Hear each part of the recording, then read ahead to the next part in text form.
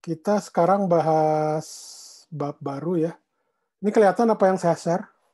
Terlihat, Pak. Kelihatan, Pak. Oke, kelihatan. Good. Jadi tentang elastisitas. Jadi elastisitas itu adalah bisa dikatakan daya tahan sebuah benda ya terhadap gangguan luar lah, intinya gitu. Jadi kalau benda itu ditekan, ditarik, bagaimana perubahannya ketika gangguan tersebut hilang gitu ya. Sama kayak kita juga kan, manusia. Jadi seberapa kuat kita terhadap gangguan luar gitu ya, terhadap tekanan gitu ya. Tekanan hidup, pikiran gitu.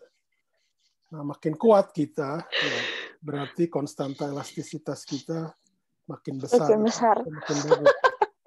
Ya benar ini. Benar. Ada analoginya. Jadi bahan cakupan itu adalah tentang stres, regangan, modulus elastisitas, Young, geser, atau bulk. Kemudian ya beberapa aplikasinya ya. Pak Punten, Pak, sebelumnya, Ya. Pak. Ya. Ini mau nanya, Pak. Kan Ya. kemarin baru bab 5. Ini udah bab 7, Pak ya? Bab 6-nya kelewat apa gimana, Pak? Bab 6 itu tentang apa? Nggak tahu, Pak. Kalau setahu saya kan kita udah bahas tentang kemarin tuh, kemarin kan terakhir statika ya, yang bahan ujian. Nah, jadi kalau secara buku memang statika itu belakangan disatukan dengan setelah itu elastisitas. Nah, sebelum statika itu ada dinamika rotasi terkait dengan definisi torsi, kemudian momentum sudut, kemudian sistem end particle dengan torsi gitu, momen inersia sebelumnya. Jadi sebenarnya kita sesuai dengan SAP saja. Jadi SAP itu yang Anda lihat sekarang itu adalah harusnya elastisitas dan osilator harmonik. Coba Anda lihat di itu. Saya tadi baru lihat soalnya. Bab 6 itu tentang apa? Bab 6 di buku apa? Yang Halida Resnik. Halo? Ini pada kemana nih? Kedengaran nggak? Ya. Kedengaran, Nabil Irawan, kenapa ya? Anda raise hand. Ada yang mau ditanya? Iya, Pak. Ini kemarin kan saya ngeliatnya kalau nggak salah terakhir itu bab 5, Pak. Cuman sekarang bab 7. Kayak saya takutnya salah lihat atau ada bab yang skip. Tapi setelah saya lihat di SAP, kayaknya udah sih, Pak. Udah benda tegar sama apa statika. Jadi sekarang kayaknya Statika udah kan bener. kemarin udah. Ya, Statika makanya. itu istilahnya digabung dengan dinamika rotasi sama. Oh ya sudah, Pak, berarti udah bener ya, Pak ya? Oke. Udah benar. Saya mengajarkan sesuai itu aja yang di SAP waktunya berapa. Kalau nggak biasanya saya terlambat kadang-kala malah. Tapi saya nggak suka ngeliat SAP, saya takut ininya kelamaan saya bicara. Jadi makanya takut. Makanya saya berbicara kadang suka cepat, kadang suka lambat. Itu kalau saya cepat, kadang saya suka ini untuk ngejar materi. Kenapa? Karena kita di waktu ini kan kita terbatas gitu. Jadi makanya biasanya saya cepat. Kadang-kala saya mau cerita sih banyak. Cuma kalau mau cerita banyak, nanti takutnya ketika bahan itu tidak sampai, Anda sendiri yang rugi. Karena kan itu nanti diujikan soalnya. Baik, Pak. Terima kasih, Pak. Ya, sama lagi. Ada lagi nggak yang lain?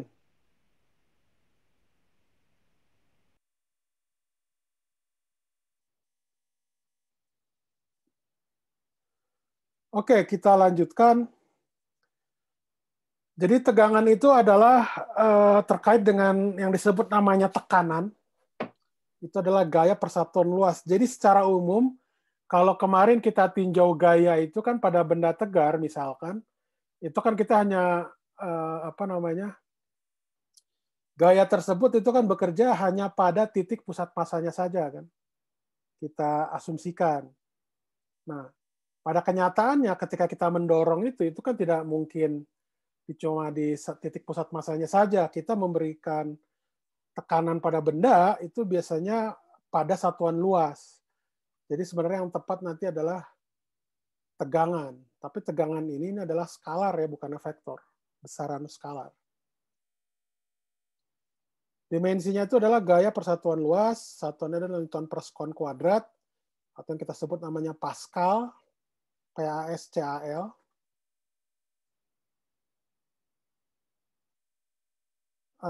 Disingkatnya PA, P besar A kecil.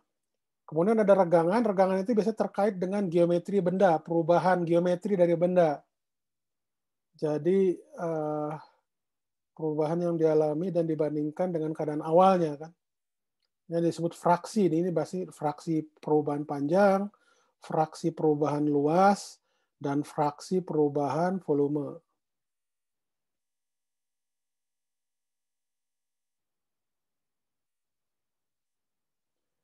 Dan ini tanpa dimensi ya, karena ini adalah perpanjang. Nah, jadi tegangan juga nanti itu bisa terkait itu dengan regangan. Jadi istilahnya ketika kita menekan benda atau kita memberikan gaya dari luar atau gangguan dari luar, benda tersebut akan mengalami perubahan kan. Perubahan itu ditandai oleh apa? Ditandai oleh perubahan panjang, perubahan luas, sama perubahan volume. Nah, analogi juga dengan manusia ketika ada gangguan dari luar, gitu. Stres nih, ada deadline, kerjaan. 2 jam lagi dikumpulkan gitu ya, tegangan itu makin tinggi gitu ya. Nah, biasanya ada perubahan dalam diri kita kan, setelah pusing-pusing gitu ya. Seperti itulah contohnya, analoginya. Secara fisik mungkin tidak terlihat, tapi secara psikologis ya.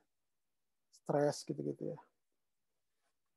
Jadi kalau Anda istilahnya bisa melewati itu, ya berarti Anda termasuk orang yang bagus, yang punya elastisitas yang tinggi, yang bagus. Jadi tegangan itu diakibatkan oleh penyebab, yaitu tegangan luar, sedang regangan itu akibat. Jadi selalu ada istilah dalam alam itu, kalau kita ganggu sebuah sistem, pasti ada perubahan. Sama buat semua benda, termasuk manusia juga. Kalau diganggu pasti ada perubahan. Seperti dipukul misalkan, ya, Anda dipukul orang tanpa sebab, Anda masih marah, gitu kan? Orang tidak dikenal, itu kan sebuah gangguan. Nah, reaksinya apa akibatnya? Anda marah. Nah, itu ada sebuah perubahan. Dari state Anda diam, Anda jadi marah. Nah, ini contohnya misalkan sebuah kawat ya. Nanti sebenarnya kalau offline tuh Anda ada ininya, ada apa istilahnya? Ada praktikumnya, ada eksperimennya. Cuma sekarang sayang karena lagi pandemi ya, jadi ini. Jadi biasanya sebuah kawat itu tuh ditarik ya dengan gaya F di sini. Jadi kawat itu kawat yang sangat istilahnya radiusnya sangat kecil lah ya. Mungkin berapa per milimeter gitu ya. Sangat kecil gitu. Itu apa yang biasanya diukur tuh diameternya biasanya ya. Berapa 0,0 berapa milimeter gitu. Jadi tegangan di sini adalah F dibagi A. A yang mana? A itu yang ini. Yang apa istilahnya kalau ini silinder, ini adalah tutupnya ya. Nah, jadi awalnya ketika sebelum ada gangguan dari luar, dia L0 awalnya. Ketika saya tarik, dia berubah panjangnya jadi delta L. Nah, ini kita sebut namanya regangan. Regangan itu adalah fraksi perubahan dibagi dengan panjang awalnya. Nah, A-nya itu di sini. Ya. Sebentar. Oke. Nah, kalau kita lihat yang ini, itu kita sebut namanya regangan, tarik, ya, atau strain, atau tekan. Nah, ini adalah tegangan tarik, ini adalah tekanan, atau strain. Sedangkan yang ini adalah geser ya. Itu harus dibedakan. Nah, perubahannya itu biasanya bukannya dalam tanda kutip panjang, tapi dia bergeser karena gayanya itu bekerja cuma atas bawah, kemudian yang ini dia, ya yang vertikal ini dia saling menghilangkan, ini masih diam bendanya. tapi ada perubahan bentuk dari benda.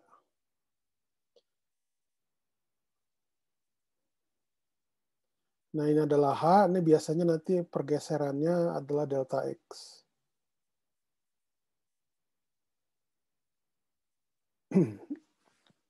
Nah, untuk tegangan yang kecil, benda tegar biasanya bersifat elastis. Sebenarnya bukan tegangan kecil ya, tegangan yang besar juga bisa. Tapi umumnya nanti yang Anda di lab itu tegangan yang tidak terlalu jauh lah. Nah, per faktor perbanding antara tegangan dan faktor regangan itu didefinisikan sebagai modulus elastisitas. Jadi artinya bahwa tegangan itu sebanding dengan regangan dikali dengan sebuah konstanta yang kita sebut namanya modulus elastisitas.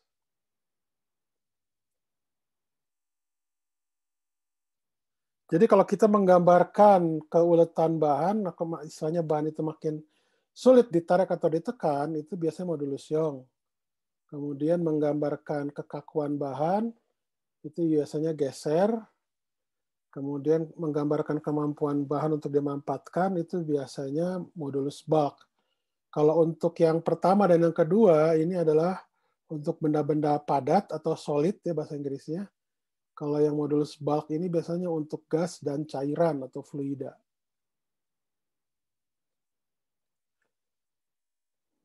Ada pertanyaan nggak sejauh ini?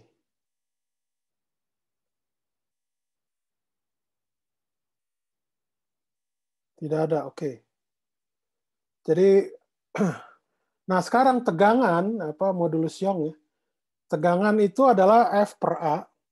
Jadi untuk modulus Young itu diambil namanya tegangan normal. Jadi kalau misalkan kita bekerja pada sebuah gaya, ya F tegak lurus itu adalah F tegak lurus dari vektor normal pada A. Jadi maksud tegak lurus itu begini. Nah yang ini Anda lihat, ya, ini adalah gaya F, ya. Ini gaya F, tekan, ini Anda lihat ini permukaan. Ya. Gaya vektor gaya ini yang ke atas maupun ke bawah itu dia tegak lurus dengan permukaan. Oke. Atau sejajar dengan vektor normal dari permukaan. Vektor normal dari permukaan itu adalah jadi bisa dikatakan gaya di sini itu adalah bisa dikatakan vektor normal dari permukaan tutup silinder ini. Itu modulus Young. Ya, jadi ini F di sini tegak lurus dengan A. Nah, jadi modulus Young itu didefinisikan itu sebagai perbandingan antara tegangan normal dengan regangan. Itu namanya E.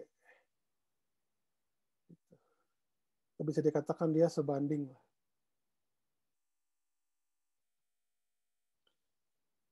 Nah, jadi E di sini adalah Newton per meter persegi ya, satuannya.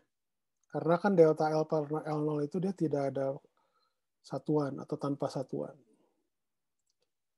Nah, hukum yang mengatakan bahwa tegangan itu sebanding dengan regangan, itu kita sebut namanya hukum Hooke. Ya. H-O-O-K-E. Hooke.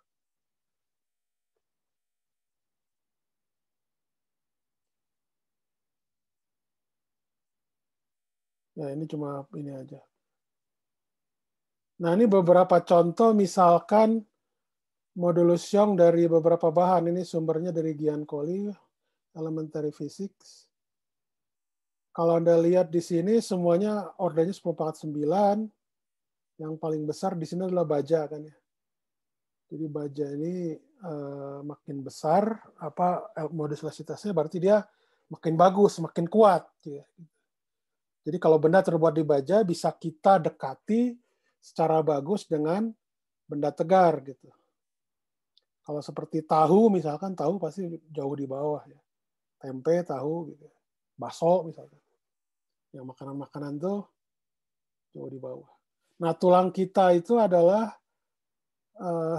tulang gitu, bukan tulang kita, tulang, ini belum garis spesifik tulang yang mana. Itu 15 kali 10 pangkat 9. Kemudian modulus geser itu adalah terkait dengan tadi gayanya itu sejajar dengan permukaan. Ya, tadi gambarnya udah diinikan. Jadi definisi juga sama. Jadi kalau tegangan geser itu sebanding dengan ini delta X per H itu adalah regangan geser namanya. Jadi delta X itu adalah perubahan dari satu permukaan yang akibat tadi gaya tadi di atas itu, yang H itu adalah ketinggiannya atau lebarnya lah ya. Jadi ini adalah terkait dengan regangan geser. Nah, G di sini kita sebut namanya modulus geser. Dan juga masih berlaku hukum Hooke. Nah, ini ada lagi yang disebut namanya tegangan hidrolik ya, dalam tanda kutip. Jadi artinya bahwa tegangan di situ adalah memang P di sini. Jadi P dalam hukum Pascal kita sebutnya, nanti akan kita bahas di fluida. Dalam gas atau fluida, hukum Pascal itu adalah tegangan itu atau tekanan itu bekerja ke segala arah ya, atau isotropik. Jadi sama dia. Besarnya sama dan segala arah. Jadi P di sini itu sebanding dengan perubahan volume dibagi V. Dia biasanya di sini saya kelupaan ada tanda minus di sini ya. Karena delta V di sini kan dia harusnya lebih kecil dari 0 kan, karena dari mulanya besar V ketika ditekan jadi lebih kecil kan, jadi sebenarnya jadi minus. Karena delta V di sini itu selalu akhir dikurangi awal. Jadi akhir dikurangi awal itu berarti delta V-nya V akhir dikurangi V awal itu lebih kecil dari 0. Karena negatif berarti harus ditambah negatif di sini. Ini kelupaan ya. Nah, B di sini disebut namanya modulus bulk. Bulk itu artinya volume sebenarnya, ruang gitu. Dan ada yang disebut namanya besaran kompresibilitas, itu adalah 1 per B.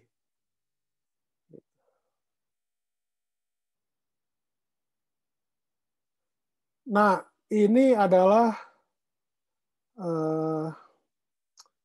kurva tegangan versus regangan. Ya, jadi ini adalah yang tekanan ya F per A, baik geser maupun tekan gitu ya. Kemudian ini adalah regangan. Gitu. Nah ini Anda lihat batasnya bahwa tegangan itu sebanding dengan regangan itu ketika delta L per L atau delta X per H-nya itu lebih kecil dari 1%. Jadi sangat kecil ya. Jadi ketika kita kasih gangguan luar berupa tekanan atau regangan, tekanan atau tekanan geser, itu perbandingannya perubahan antara panjang dengan panjang awal itu di bawah 1%, itu sangat kecil. Jadi ini adalah batas di mana dia berlaku hukum Hooke. Gitu. Jadi artinya ketika tegangan itu saya hilangkan atau gangguan itu ditiadakan, dia tepat akan kembali ke seperti posisi awal. Jadi panjangnya kembali berubah seperti panjang awal. Misalkan panjang awalnya 1 meter, ya berarti tetap 1 meter. Tidak kurang atau tidak lebih gitu ya. Seperti itu. Nah, ketika tegangannya itu makin besar, melewati 1%, ya, itu dia akan benda tersebut berubah. Gitu. Jadi bisa dikatakan di daerah di atas 1% ini ya terjadi perubahan sifat benda. Ya. Jadi benda tidak lagi elastis, ya, tapi bersifat plastik dia. Plastik itu yang mudah diinikan.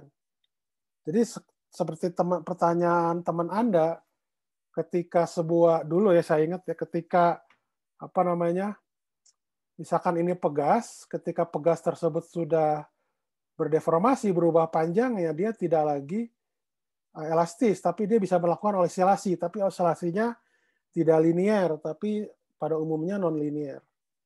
Itu perubahannya. Ada pertanyaan nggak? Pertanyaan?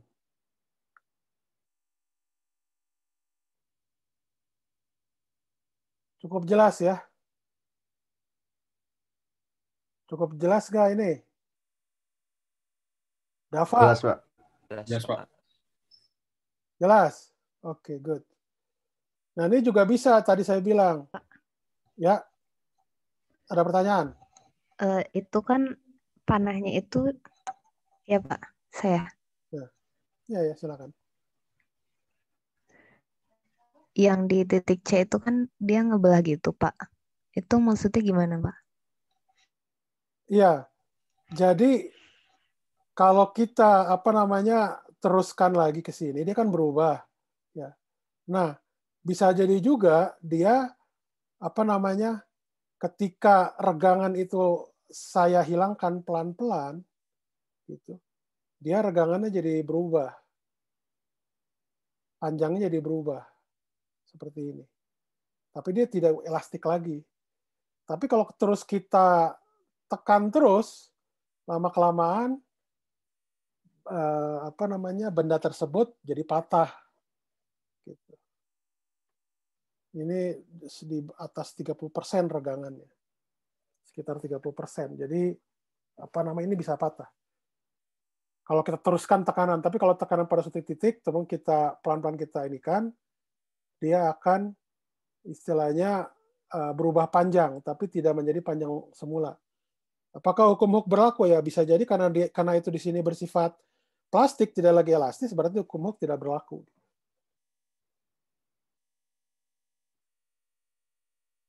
Ada lagi pertanyaan? Secara umum yang di C prime ini dia berubah ya. Secara umum. Panjangnya tidak harus kembali seperti semula. Mungkin nanti ada sedikit koreksi. Ada lagi? Ada lagi pertanyaan? Oke. Pak, punten Pak. Ya. Masih agak bingung Pak. Batas proporsional sama bersifat elastis gimana? Kan maksudnya kalau bersifat elastis balik lagi. Kalau batas proporsional juga balik lagi Pak, bukannya? Ya, batas proporsional itu sebenarnya balik lagi. Cuma di batas proporsional ini apa istilahnya ya? Dia tidak berlaku lagi hukum Hooke gitu. Yang berlaku hukum Hooke itu cuma di ini aja, di bawah 1%. Jadi pokoknya udah di atas A di sini, apa istilahnya dia sudah tidak berlaku lagi hukum Hooke aja. Jadi bisa jadi dia kembali. Jadi gini, ada kasus-kasus di mana ketika kita tarik, ya, dia berubah panjang, itu berarti di daerah A. Ketika kita tarik lagi, bisa jadi dia pada ini secara khusus ya, dia kembali lagi ke panjang semula, tapi tidak berlaku hukum Hooke. Ini di B. Tapi kalau secara umum, maaf. Tapi kalau secara umum di titik B di sini, walaupun dikatakan di sini adalah batas proporsional, tapi secara umum tuh benda ketika di daerah sini itu tetap aja ada perubahan panjang walaupun sedikit gitu. Tapi tetap tidak berlaku hukum Hooke. Itu hanya secara khusus aja. Kalau dia itu memang kembali ke panjang semula, tapi dia tidak lagi berlaku hukum Hooke di daerah batas proporsional. Ada lagi? Kasih Pak. Ya. Ya, kenapa? Hukum Hooke ini buat semua benda yang elastis atau cuma buat pegas doang, Pak? Kalau hukum Hooke di sini dia berlaku apa istilahnya? Jadi tidak semua benda itu berlaku hukum Hooke. Kenapa? Karena seperti tahu atau tempe kan ada tekan itu langsung gepeng dia. Artinya ya hukum Hooke itu bisa jadi berlaku pada level tertentu untuk tahu dan tempe di sini. Jadi apa istilahnya? Ya hukum hook ini dia untuk padatan saja kita kenakan. Jadi dia keberlakuannya hanya pada padatan, tidak semua benda kan. Artinya gas dan fluida atau cairan itu di luar hukum Hooke. Ya, kalau tadi hukum Hooke mah ini ya. Sorry, maaf, saya koreksi. Maaf. Jadi untuk kasus seperti ini, untuk kurva tegangan-regangan ini hanya khusus untuk benda padat, maaf.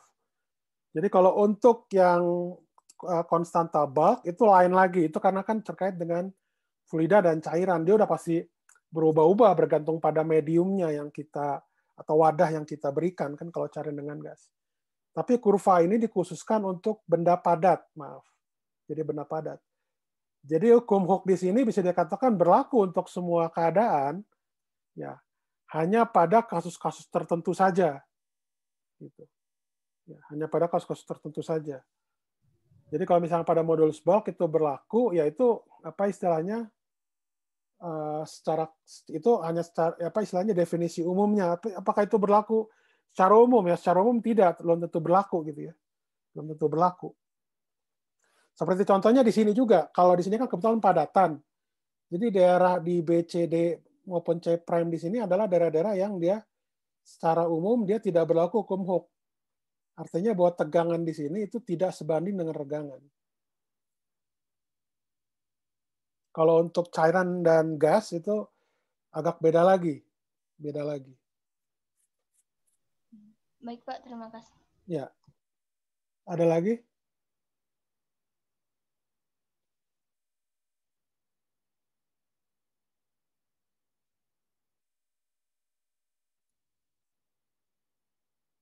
Ya, jadi ya analogi juga ya seperti kita misalkan kalau di sini kita stres, ya ada perubahan. Selama stres itu kita bisa manage, kita handle. Itu kita kembali jadi orang normal ketika tegangan ini hilang. Tapi kalau udah ke sini itu biasanya kita sudah mulai aneh ya. Ketika kita stres itu tidak kita bisa manage gitu. Misalkan nanti jadinya suka ketawa sendiri gitu ya. Atau nyisir belah rambutnya jadi beda gitu ya. Kalau kesini udah jadi orang gila lagi, kasar gitu.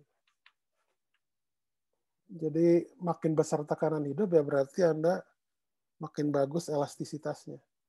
Dalam tanda kutip tentunya. Oke, itu tentang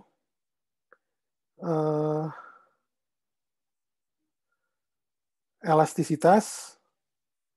Sebentar ya.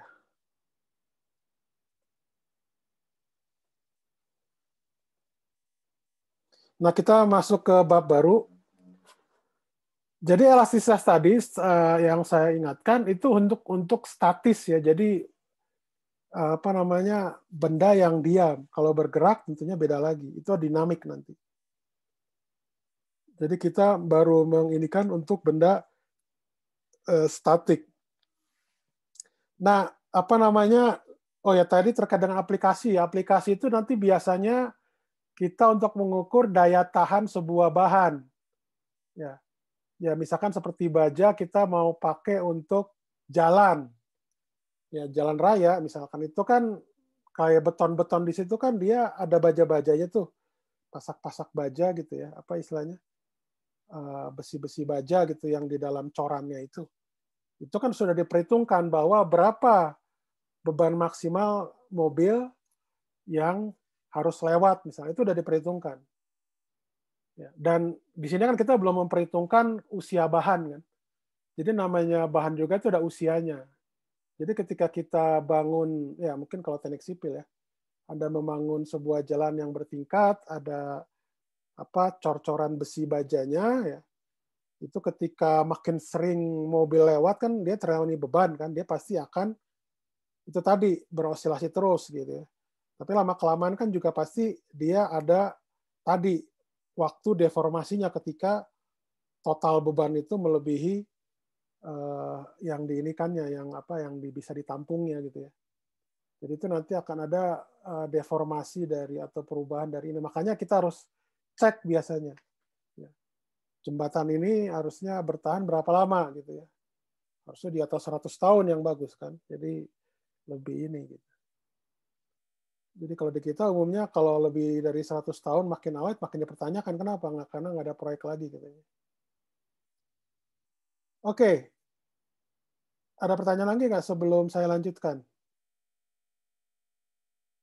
Saya lanjutkan, ini tentang osilasi harmonis. Harmonis di sini itu sebenarnya osilasi itu artinya bolak-balik. Harmonis itu ya kalau secara formalnya itu adalah fungsi sinus kosinus atau fungsi sinusoidal. Osilasi harmonis.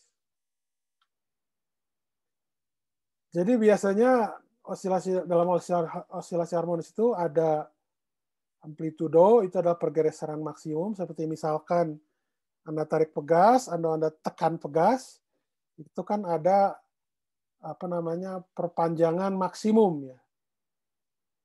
Jadi ketika kita tarik atau kita tekan sebesar F, ya, itu adalah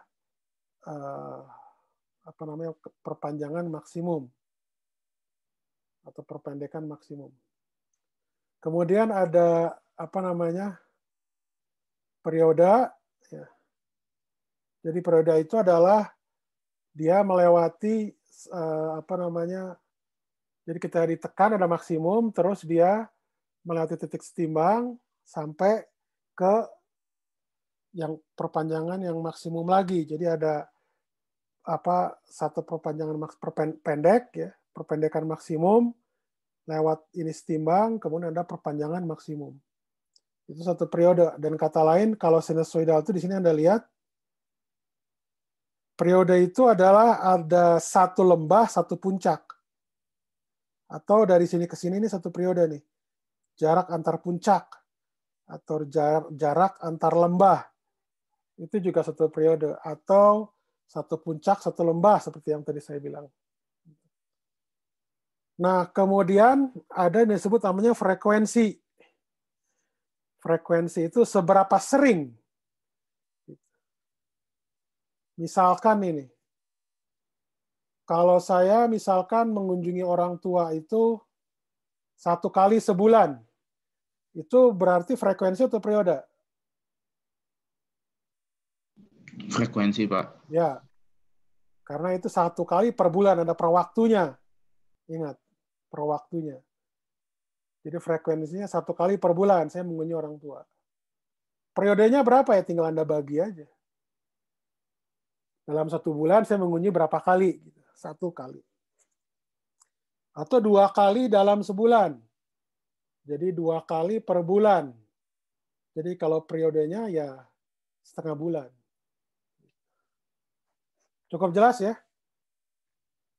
Kecuali kalau ada pertanyaan. Oke.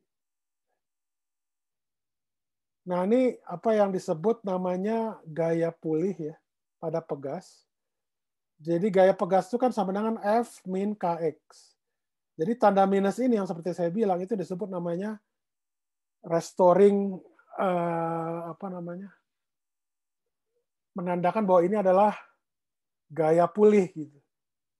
Maksudnya gaya pulih itu ya tadi, jadi ketika kita tekan atau kita tarik, ketika kita lepas, dia akan menuju ke titik setimbangannya.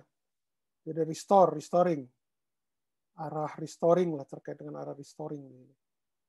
Jadi arah restoring itu bisa kita tarik, dia berarti ke kiri, kalau dia itu tertekan, berarti ke kanan. Jadi tanda minus itu seperti ini. Jadi ini tidak terkait dengan arah kiri atau kanan, enggak. Jadi ini terkait dengan bahwa ini adalah arah restoring. Jadi baik kiri ataupun ke kanan tetap sama dengan tanda minusnya tetap ada. Nah, jadi kalau F itu sama dengan min Kx dengan melalui hukum 2 Newton, itu kita dapatkan seperti ini. Ya. Dan solusinya itu ternyata adalah bentuknya X sebagai fungsi dari T itu adalah A cos omega T. Ini kebetulan saya pilih cos, kalau Anda pilih sinus juga betul. Omega T. Nah, nanti kalau dalam soal itu bergantung. Anda nanti biasanya dikasih soal, dikasih tahu ini bentuknya sinusoidal, berarti bentuknya sinus, misalkan berarti sinus. Kalau bentuknya cos, berarti cos. Dan ada omega yang kita sebut namanya frekuensi sudut. Omega di sini ternyata kalau Anda masukkan, itu didapatkan bahwa omega kuadrat sama dengan K per M, atau dengan kata lain omega itu adalah akar dari K per M. K di sini adalah konstanta pegas.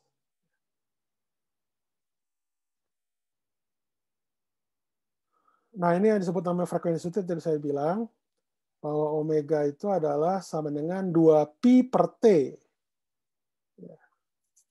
Atau dengan kata lain ini adalah omega per 2pi. Jadi omega itu adalah 2pi F. Satuannya itu adalah radian per sekon. Kalau F tadi itu adalah hertz kan per detik dia. Kalau ini adalah radian per sekon. Nah, ini contoh misalkan ada yang disebut namanya sudut fasa, beda fasa.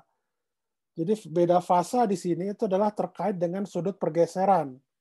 Kalau tadi kan kita ambilnya A sama dengan cos omega T. Kalau cos omega T itu kan yang biru ini. Ya, ketika di T sama dengan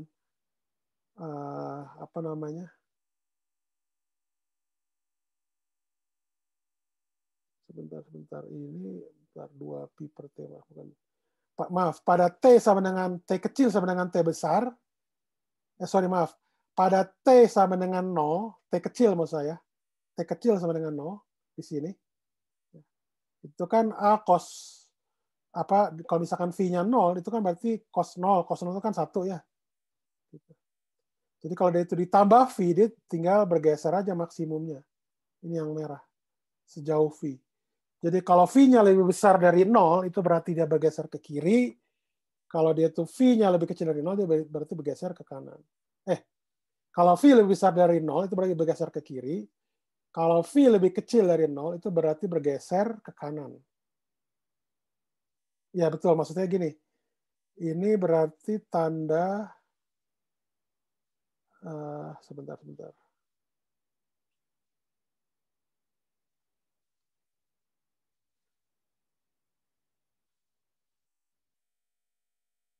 Sebentar, kalau cos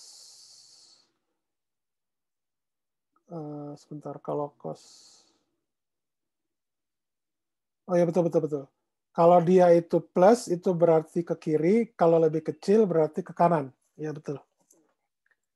Jadi ingat rampat gelombang aja, kalau dia itu minus berarti ke kanan, plus itu ke kiri. Jadi misalkan antara dua titik ini pada yang biru ini itu misalkan A cos omega T. Kalau yang merah ini berarti berapa? Kalau dia itu bergeser ke kanan, itu berarti A cos omega T kurang V ya. Kurang V. Oke, jelas ya? Cukup jelas? Atau ada pertanyaan?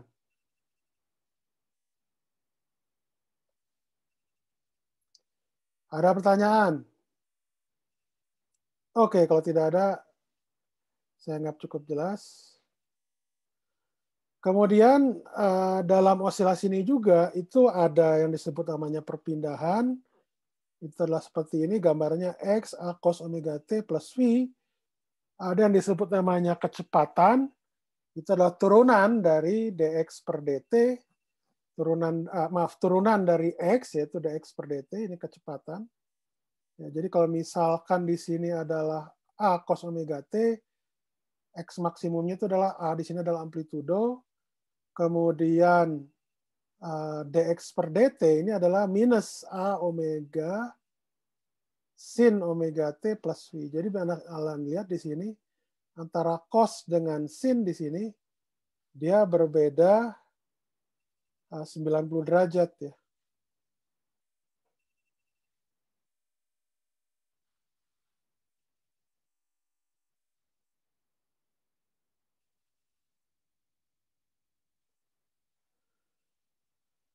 Kemudian kalau percepatan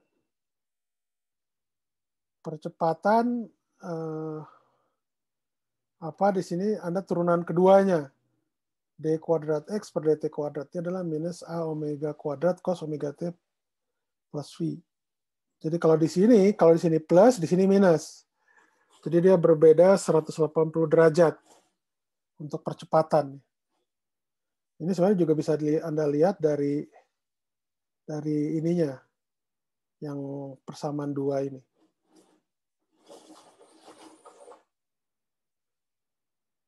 Ada pertanyaan? Cukup jelas ya?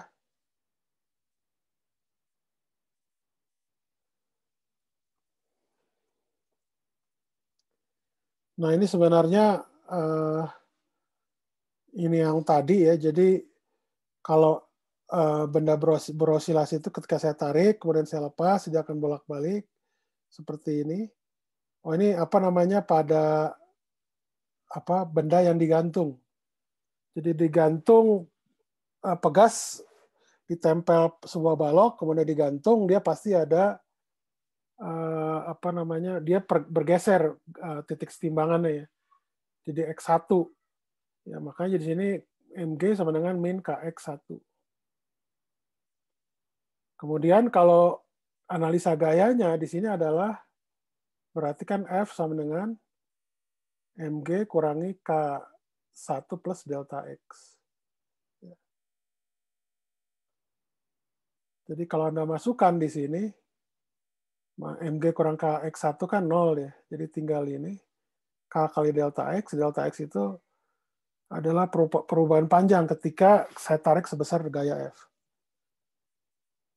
Jadi kalau Anda kerjakan, itu akan dapatkan hal yang sama. Jadi osilasi ini baik dilakukan vertikal ataupun horizontal, itu tetap ya sifatnya. Karena gaya gravitasinya itu kita ambil konstan. Kalau dia itu tidak konstan, tentu berubah.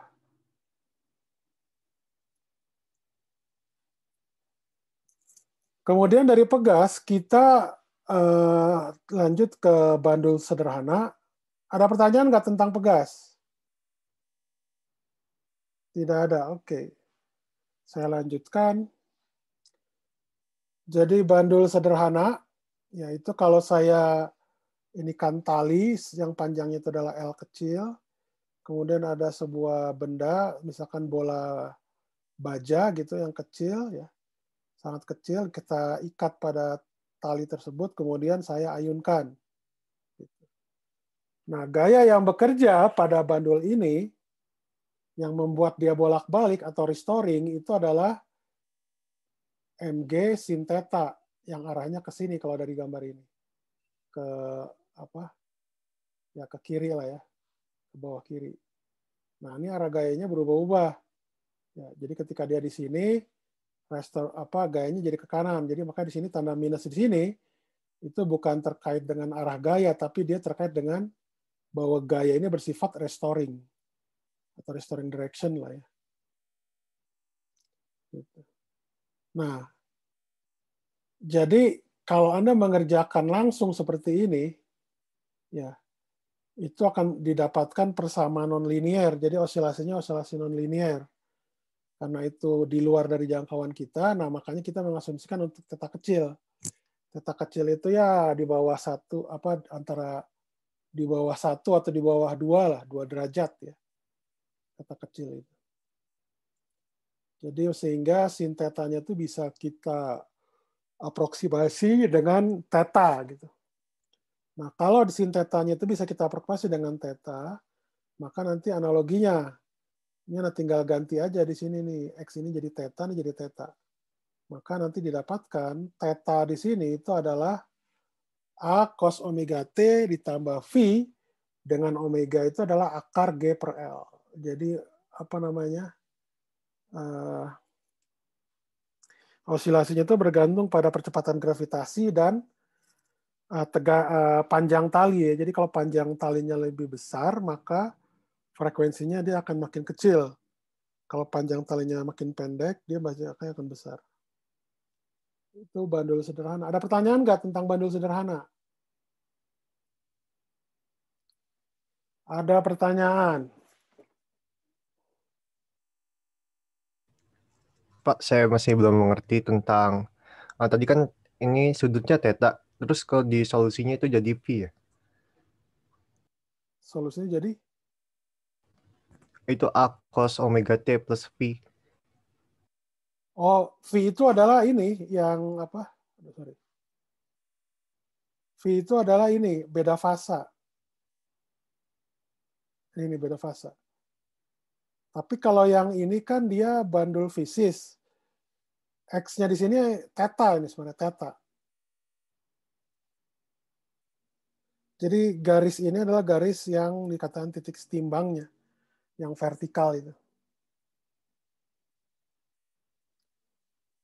Maksudnya itu pertanyaannya itu gimana? Jadi sudut fasa di sini, V di sini tidak ada kaitan dengan, ya, ini kan theta, ya. Itu adalah A cos omega T plus V. Jadi V di sini bukannya theta, ya, tapi V ini adalah apa istilahnya beda fasa osilasi. Jadi V di sini kita bisa ambil aja dia 0 gitu. Itu aja sebenarnya. Ada lagi? Pak, Ya. bertanya. Ya. Yang ini yang persamaannya bukannya ada M-nya juga, Pak. M Kenapa? D kuadrat X. Yang ini, yang persamaan yang Oh di iya. Ini harus ada M kali D kuadrat X per DT kuadrat ya. Oke. Iya, Pak. Nanti akan saya perbaiki. Terima kasih atas koreksinya. Ya. Harusnya ada M di sini. M D kuadrat X per DT kuadrat. Bukan X mana, ini theta sebenarnya. Jadi X ini akan saya ganti semua. Ya, jadi ini adalah M D kuadrat theta per DT kuadrat sama dengan minus MG per L kali theta. Jadi di sini nanti solusinya adalah theta fungsi T sama dengan A cos omega T plus V. Omeganya sama dengan akar G per L. Oke, terima kasih. Ada lagi nggak?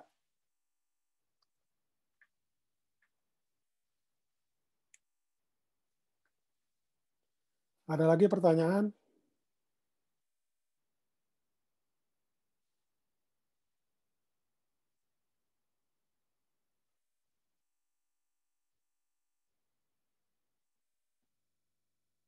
Tidak ada? Oke.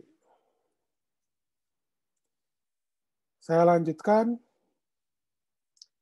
Nah, karena gaya pegas itu adalah gaya konservatif, jadi dia bisa kita definisikan energi potensial untuk pegas. Ya. Anda lihat lagi definisinya itu adalah integral, potensial itu adalah minus integral F dot dx. Ya. F dot ds, maaf. Jadi ds-nya Anda ambil dx, F-nya sama dengan ambil min kx. Ya. Jadi didapat ini adalah setengah kx kuadrat. Jadi kalau Anda masukkan U-nya itu adalah setengah kx kuadrat. Jadi kalau Anda masukkan x-nya itu dapatnya seperti ini.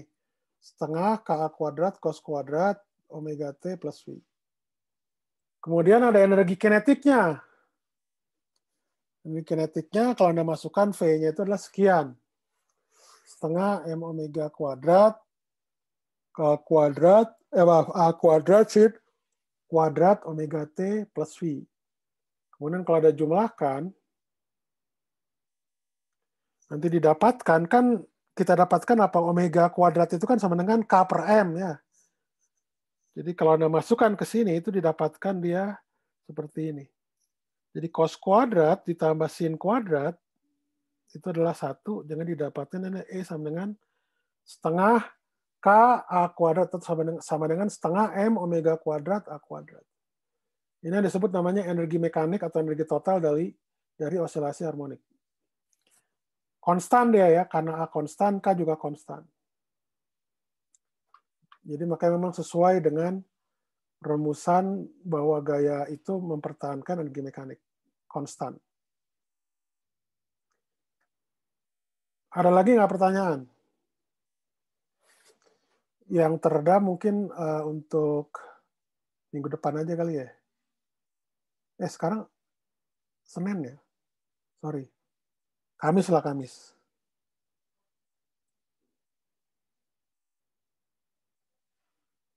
Ada pertanyaan?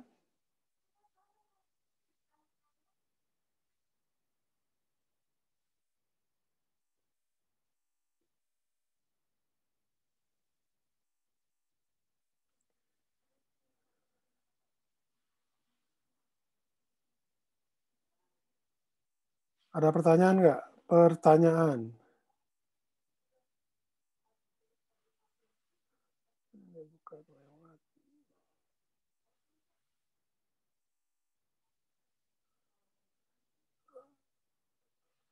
Oke, kalau nggak ada pertanyaan, kita lanjutkan.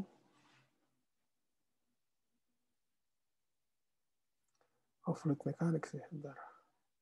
Ini halaman berapa ya, saya lupa sebentar ya.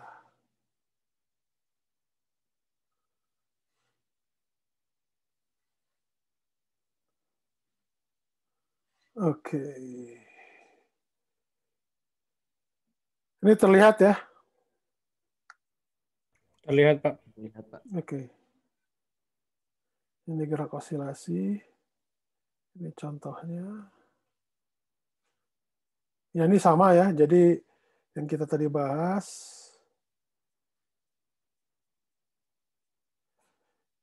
Nah, ini juga sebenarnya ada percobaan yang sederhana ya. Jadi apa namanya, kalau ini Anda lihat di gambar ini, gambar 15.3. Jadi sebenarnya kalau Anda buat percobaan, pegas digantung, ya, kemudian di sini biasanya ada pensil atau krayon ditempelkan gitu ya. Kemudian apa ini ada kertas yang dia tuh bisa bergerak gitu, diputar gitu. Jadi nanti Anda akan lihat ketika apa namanya ini bergerak, kemudian Anda jalankan papernya, kertasnya, itu nanti bentuknya memang seperti sinusoidal ya. Gitu. Jadi itu yang dikatakan makanya osilasi harmonik.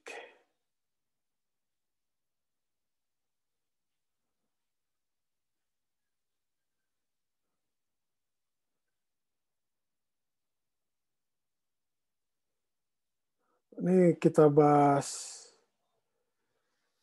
contoh soal misalkan ya, sebuah objek berosilasi dengan osilasi harmonik sederhana sepanjang sumbu X gitu ya. Jadi bentuk X itu adalah 4 meter cos pi T tambah pi per 4. Jadi T itu dalam detik dan apa namanya sudut itu dalam radian. Tentukan amplitudo, frekuensi, dan periode. Jadi kalau misalkan dari sini Anda lihat amplitudo itu adalah yang A di sini kan. Berarti adalah 4 meter. Sedangkan di sini untuk frekuensi, ini ada frekuensi sudut kan harusnya omega T. Ini jadi omega sama dengan pi radian per sekon. Itu disebut namanya angular frekuensi. Kemudian frekuensinya itu adalah omega per 2pi. Jadi kalau itu adalah pi berarti adalah setengah atau 0,5 Z. Sedangkan periodenya itu adalah sepernya, berarti 2 detik. Seper F. Jadi 2 detik. Kemudian hitunglah kecepatan dan percepatan. Itu tinggal Anda turunkan saja dari fungsi ini. Ya. Didapatkan seperti ini, kemudian juga percepatannya. Turunan dari kecepatan. Kemudian gunakan hasil di bagian B untuk menentukan posisi kecepatan dan percepatan dari objek pada T sama dengan 1 detik. Ini tinggal Anda masukkan saja ya. Pada T sama dengan 1 detik itu seperti apa. Langsung masukkan yang posisi itu dari sini, Anda masukkan. Untuk kecepatan Anda masukkan ke sini, kemudian A juga ke sini. Maksimum speed dan acceleration itu Anda bisa lihat dari sini. Maaf, mana ya? Ini ya, minus 4pi meter per sekon. Kemudian untuk A-nya itu adalah ini, 4pi kuadrat meter per sekon kuadrat.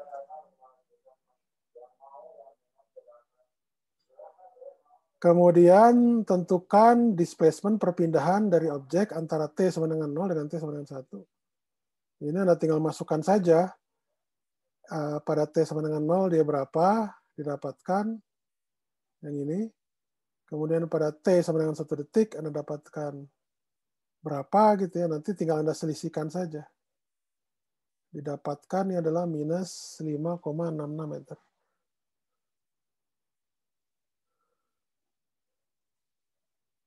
Kemudian apa lagi ya?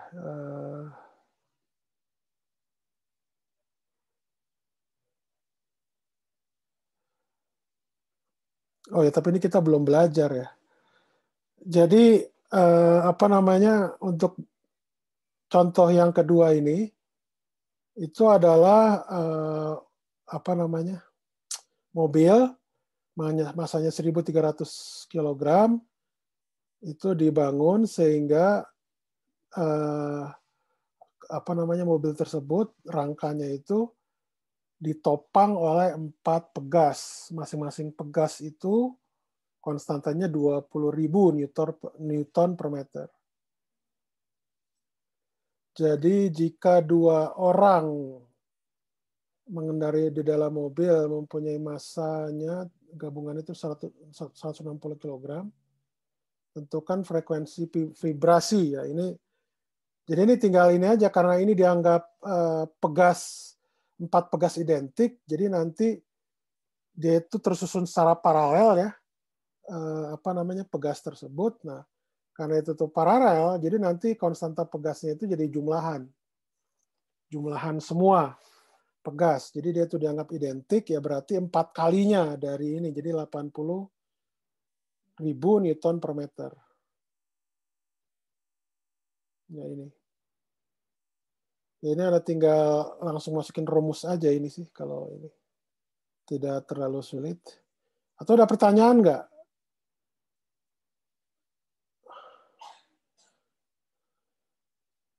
Ini udah ya.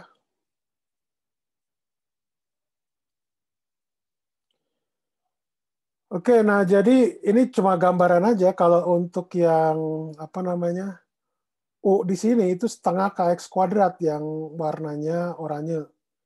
Sedangkan K itu dia karena apa namanya, V-nya itu minus dikuadratin gitu ya. Dia bentuknya seperti ini. Jadi kebalik, mangkok kebalik ya. Jadi Anda lihat di sini, ketika U-nya minimum sama dengan 0, V-nya maksimum. Makin maksimum potensial, V-nya makin 0. Jadi itu karakteristik energi mekaniknya, dia konstan.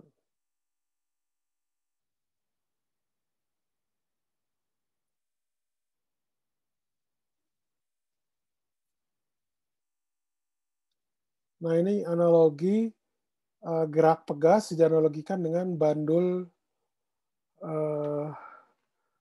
fisis yang tadi. Ini kita skip ya karena ada pertanyaan nggak?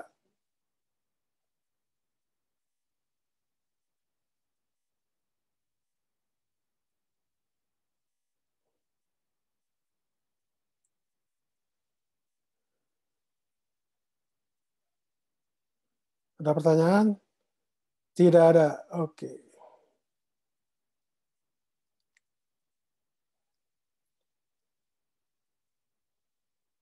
Ini bandul fisis pendulum. Nah, kalau ini yang benar nih ya. Seperti ini.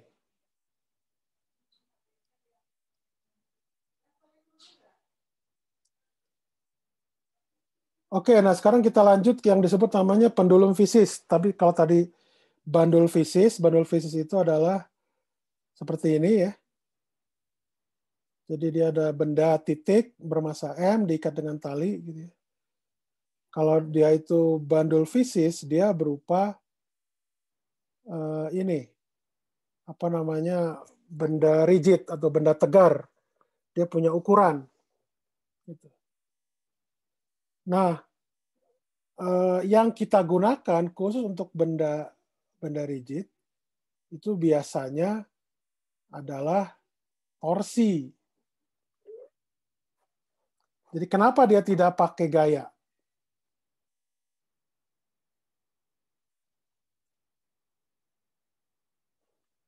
Vincent Christian. Ya, Pak. Kenapa di sini kita pakai torsi, tidak pakai gaya? Karena geraknya itu melengkung itu, Pak. Kalau terhadap sudutnya, terhadap titik pusatnya. Fabian Raffinanda. Kenapa ini kita pakai torsi? Anda tahu kan ini torsi kan? Iya, Pak. Kenapa kita nggak pakai gaya?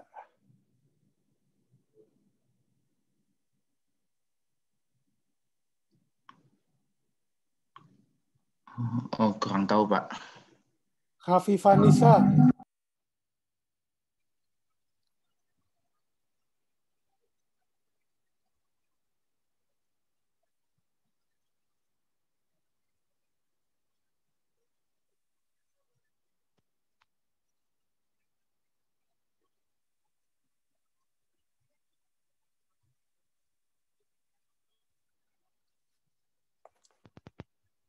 Aufa Fauki. Iya, Pak. Kurang tahu, Kenapa Pak. kita pakai torsi, bukan pakai gaya? Kurang tahu, Pak.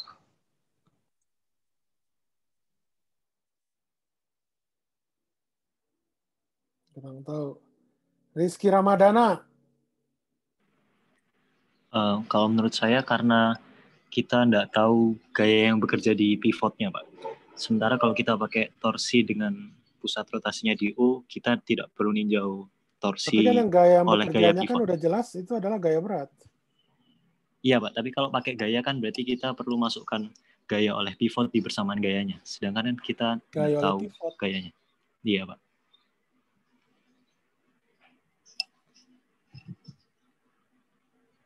Kalau pakai torsi kan kita tidak perlu ninjau torsi oleh gaya pivot. Itu sih, Pak, kalau menurut saya. Oke, ya. Oke, good ya, bagus. Ya, itu salah satunya ya. Itu salah satunya. Jadi kita tidak tahu gaya pivot apa titik di sini itu gayanya berapa. Jadi bisa kita anggap dia sebagai titik apa namanya? Titik pusat rotasinya ya, sehingga kita tidak perlu meninjau berapa besar gaya pada titik apa namanya nih, sumbu rotasinya yang digunakan untuk sumbu rotasi. Tapi selain itu juga bahwa ini kan benda tegar kan, ini bisa kita anggap sebagai elemen di sini. Ini kebetulan di titik pusat masanya saja kita ambil dia masanya terpusat di sana, sehingga ini sama dengan mg kan. Kalau kita ngambil gaya itu berarti kita nanti harus menjumlahkan. Ini kan masing-masing elemen di sini kan ada ini. Ada apa namanya? Ada massa ya, dan elemen massa tersebut masing-masing itu punya gaya gitu ya, dan gayanya itu semuanya melakukan osilasi. Jadi nanti Anda harus mengintegralkan tuh semua. Apa kalau pakai gaya massa elemen di sini. Nah, kalau seperti itu tentunya sulit ya.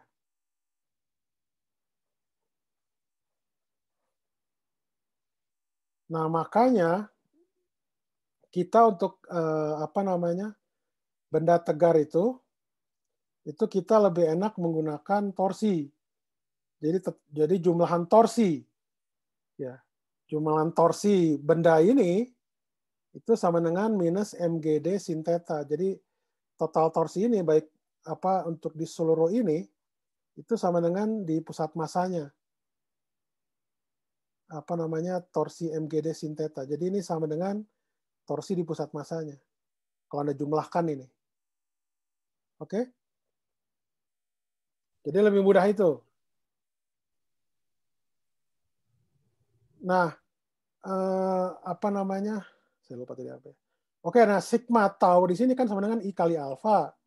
Sigma tau di sini untuk keseluruhan benda yang berosilasi itu ternyata sama dengan minus mgd sin theta.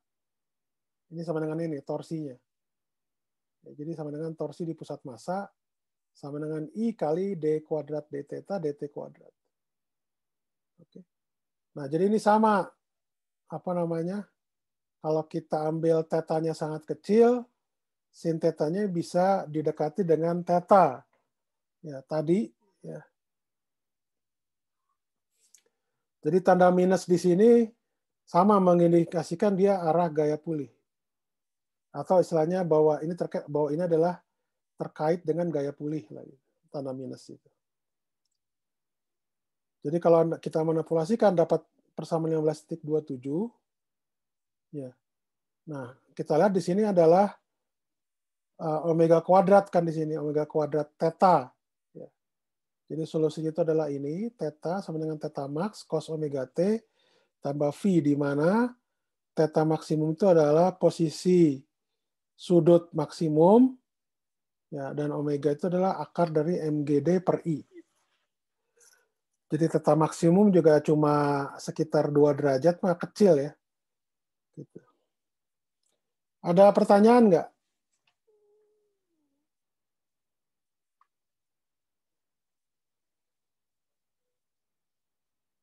Pak, Ya, theta maksimum itu di mana, Pak? theta maksimum itu gini, kalau Anda geser benda, jadi gini, awalnya kan dari keadaan diam nih. Ini keadaan yang di sini, di sini nih, yang vertikal. Kemudian Anda geser sejauh theta dari titik setimbangannya. Itu theta maksimum. Ya, theta maksimumnya juga di bawah 2 derajat, jadi sangat kecil sebenarnya. Ada lagi?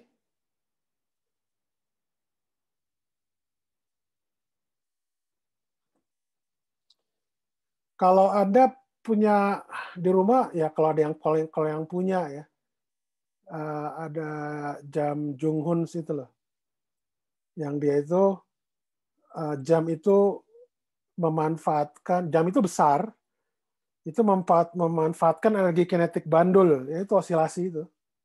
Jadi jam itu bergerak ketika bandulnya juga bergerak.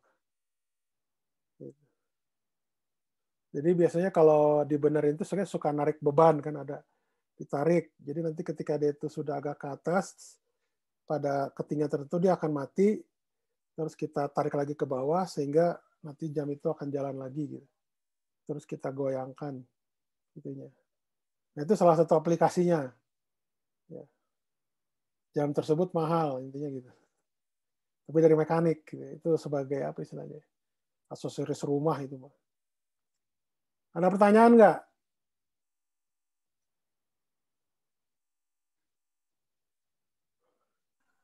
Pak, saya Ya. ingin bertanya, Pak. Ya.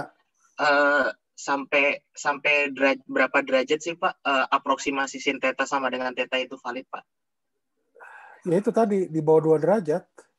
Di bawah, soalnya ada beberapa yang menyebutkan 10, 15, sampai Enggak, 10 itu 20. terlalu besar. 2 derajat itu rata-rata. Ya sekarang begini, kalau sin theta, sin 10 itu rasanya 0, berapa ini kan? 0, sin 10 itu berapa ya? Coba Anda lihat di kalkulator. Maksudnya mungkin dalam radian mungkin, Pak. Dan bukan dalam, maksudnya jadi ya, sama, betul. sama. Betul. Artinya apa namanya? Ya, betul dalam radian, tapi tetap aja itu kayaknya bedanya besar deh, 0, berapa gitu. Coba aja Anda coba. Berarti amannya 2 derajat gitu ya, Pak ya? Ya, biasanya sih 2 derajat. Kalau 10 derajat itu rasanya nggak mungkin deh. Itu terlalu besar itu 10 derajat itu. Baik, Pak. 5 aja udah besar gitu. 2 derajat paling aman. Di bawah 2 derajat itu. Baik, Pak. Terima kasih. Ya, sama-sama. Ada lagi? Sebentar.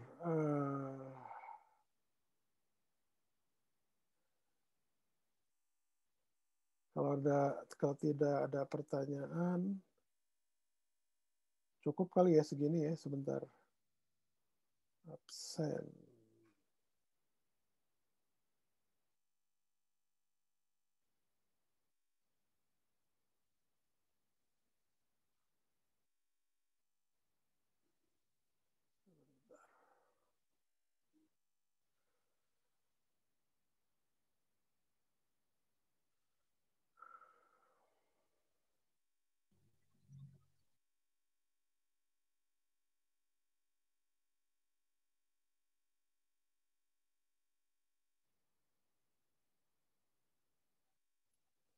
Saya sambil nunggu pertanyaan ya.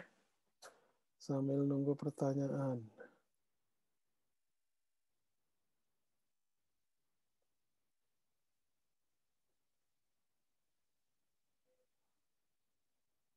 Sekarang tanggal berapa ya? Tanggal 9 ya. 9 November.